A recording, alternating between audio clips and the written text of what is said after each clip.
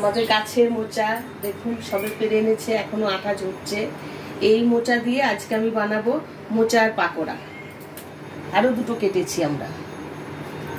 তার জন্য লাগছে আমার মোচা, ছোট ছোট করে কুচিয়ে নিয়েছি, কিছুটা বেসন, কাঁচা লঙ্কা, একটু নারকেল কোরানো, সুজি, আর মশলা লাগছে এখানে নুন লাগছে, হলুদ লাগছে, একটু মিষ্টি, গরম মশলার গুঁড়ো একটু, গোটা লঙ্কা আর তেল। সর্ষের তেল নিয়েছি, কিন্তু আমার রাইস অয়েলও লাগবে ওটা ভাজার জন্য। এখন আমি রেডি করে নেব মোচাটা, সব নিয়ে নেব আমি।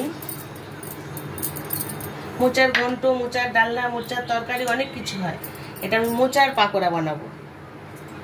কাঁচা লঙ্কা কটা কুচিয়ে দেবো আমি।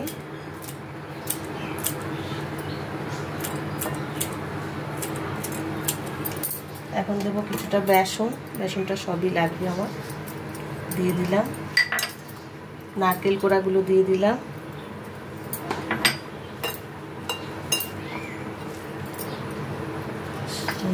নুন দিতে হবে আন্দাজ মতো,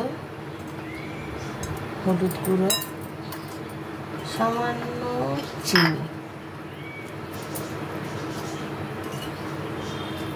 চিনিটা থাকা, অল্প গরম মশলার গুঁড়ো।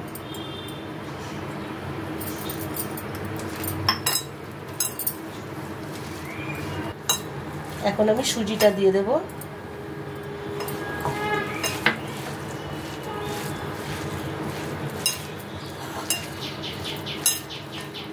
মাখাটা দেখবেন একটু চিট মতো হবে।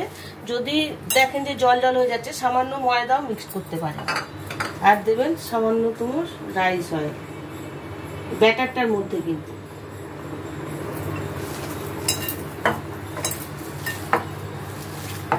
ব্যাটারটা মাখা হয়ে গেছে, এখন আমি কড়াইতে তেল দিয়ে দেব।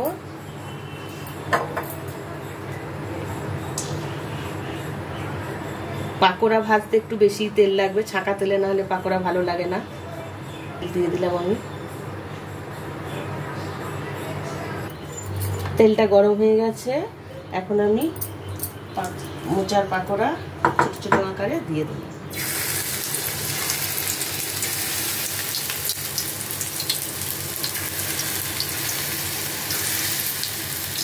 বাড়িতে বানিয়ে দেবেন, খুব মচমচে হবে, টেস্টি হবে খেতে। আমরা তো মোচার চপ, মোচার ঘন্ট, এগুলো এখন উল্টিয়ে দেব। উল্টিয়ে লাল লাল করে ভেজে আমি তুলে নেব। ভাজা হয়ে গেছে মোচার পাকোড়া, এখন আমি তুলে নেব। তুলে নেওয়ার জন্য আমি বাটির মধ্যে একটা টিস্যু পেপার দিয়েছি, খবরের কাগজ দিলেও হয়, তাহলে তেলটা অনেকটা টেনে নেয় টিস্যু পেপারটা।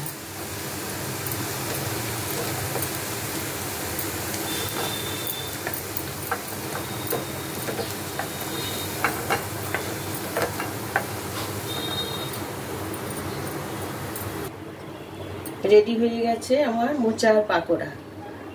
বাচ্চাদেরও দেবেন, খুব ভালো লাগবে, টেস্টি খাবার।